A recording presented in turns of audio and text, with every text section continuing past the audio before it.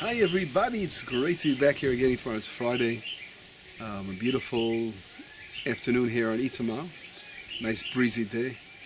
And this week, although we are going to be learning about Parashat Koach in Israel, I thought of saying a few words on Parashat Shilach today, especially because last week I didn't get a chance to give a lesson, and it's such an important lesson, Shilach, sending the spies. And in America and abroad, you haven't caught up with us yet, so it's a good opportunity of letting you catch up.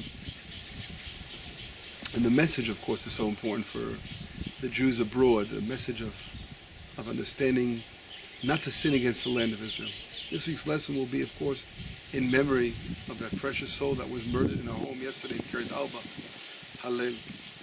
Hashem Yikom Dama.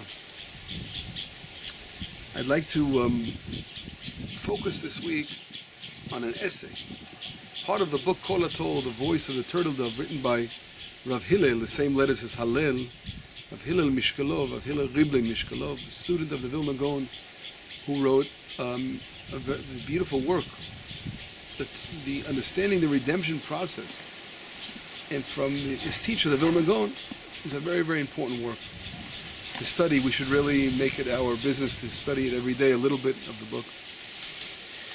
But I want to focus in chapter 5. He talks about the sin of the spies and what it's all about. The sin of the spies, there are certain sins that were so powerful. Their effects, the waves that came out of those terrible sins are affecting us to this very day. And one of them were the sin of the spies. And unfortunately, although most of the punishment was meted out at that very instant when they sinned, but we continue to be stricken with the punishment of this terrible sin to our very generation. Our rabbis teach us that it was on Tisha B'Av, the 9th of Av, when the terrible report was given about the land being a place that devours its inhabitants, and the giants live in the land, etc. They came back with the evil report. And the nation cried, and that crying was on the 9th of Av, which later on became the crying about 2 temples that were destroyed. So we think about it, the way we approach the land of Israel, the way we look at the land of Israel, if we look at it with positive eyes, it's going to bring a blessing to us.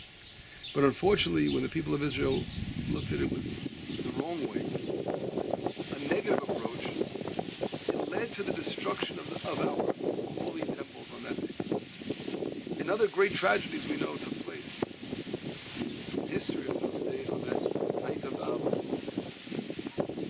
And we must rectify this terrible sin. And Rav Hillel Mishkalov, again, the student of the Vilna Gaon in the 1800s, he writes things that are so appropriate for our time today.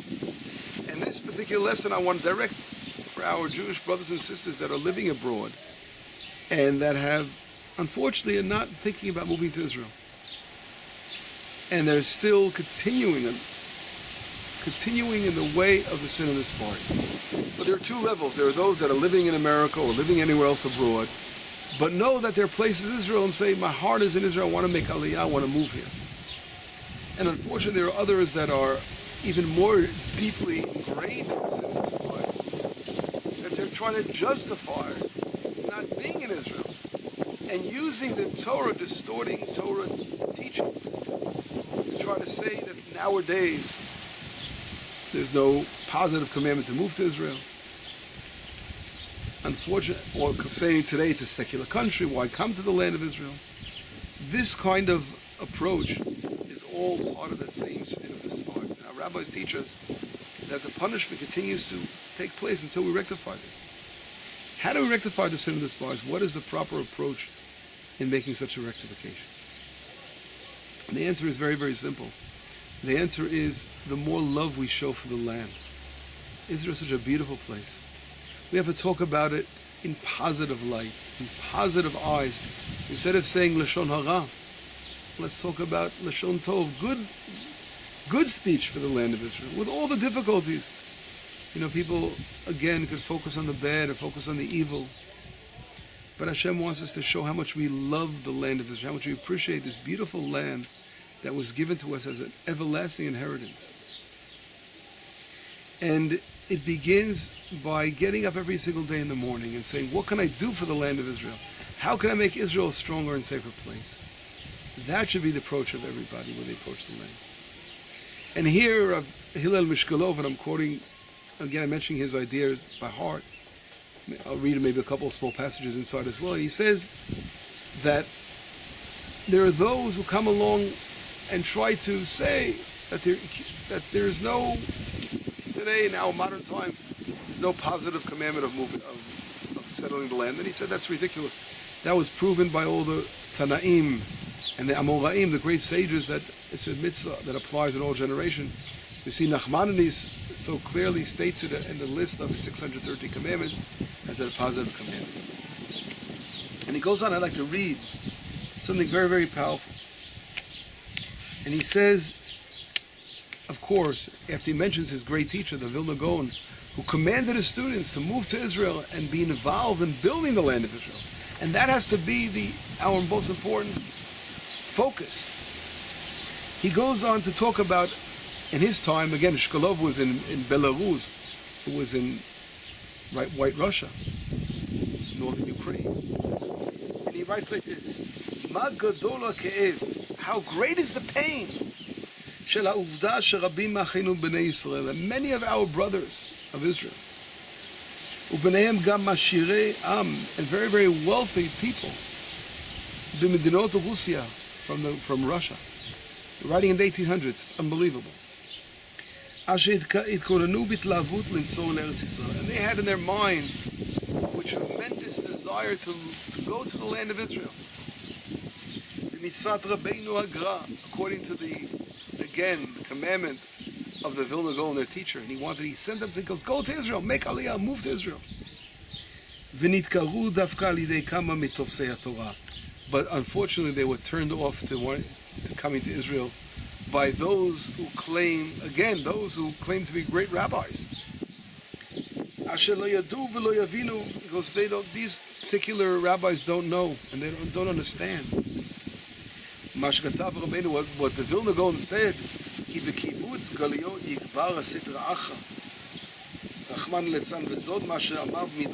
when the people of Israel begin to the ingathering of the exile, then the evil forces will get stronger. And as it says in the Midrash, when Israel leaves exile, the forces of Amalek will follow them in the way.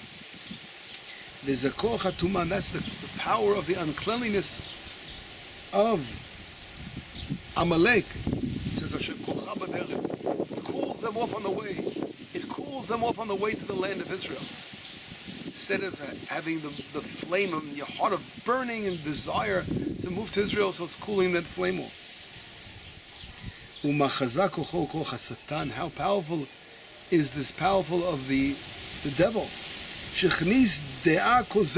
That enters such a terrible false lie amongst those who are holding on to Torah, claiming that they're Torah scholars. To prevent the redemption, to prevent the redemption from taking place. In the same light, we know the spies were great leaders of Israel. And that it was the dark side that pushed them away from seeing the truth about Israel. And he goes on to say, בין המעכבים שבגולה יש גם כאלה המפריעים לשלוח תמיכה לחיזוק היישוב בארץ ישראל. Here it's unbelievable, saying they're amongst those living in exile that not want to send support to the land of Israel. And here he's talking about again in the 1800s. And how today we feel the same way here in Itamar. How hard we have to work to try to get a little support from friends, sending money to Israel. And those, of course, who send their support are amazing, and they're just turning the situation around and helping us build the land. And we have amazing friends that are really standing with us. But unfortunately, there are many who don't. They're trying to make up excuses. Because we hear those who actually were sent abroad to raise money. Kama Maasim Noraim Eineni, describing their terrible experiences trying to raise money abroad. The Dugma, he's giving an example. The Yom HaYortzeit Shel Rabbeinu HaGaon. He's saying it was on the day of the passing of the Vilna Gaon.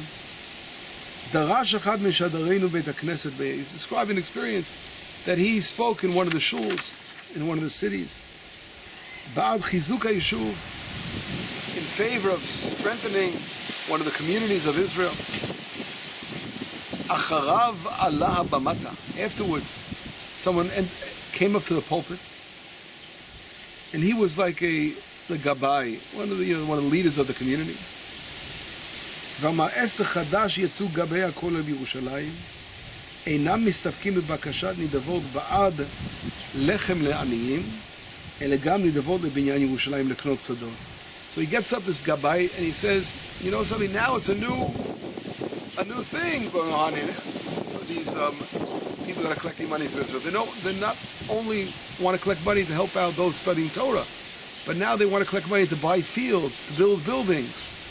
What's going on over here? Like, he doesn't understand that this will bring about the redemption, as the Vilna Gaon says. Old Chalomot, he calls them dreams. Yeah, what do they need to build the land for?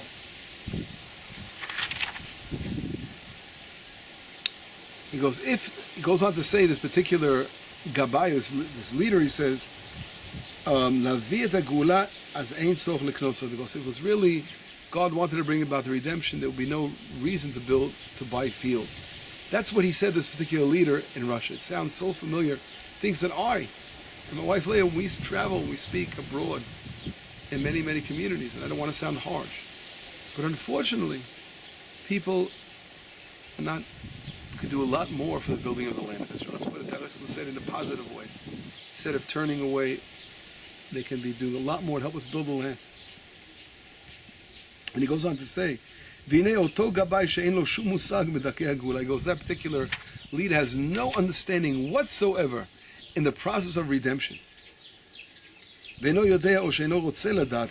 he doesn't want to know the words of the prophets. It says in Jeremiah, fields will be purchased with money. That's what it is. Yeah, it requires money to build the land and to make big changes.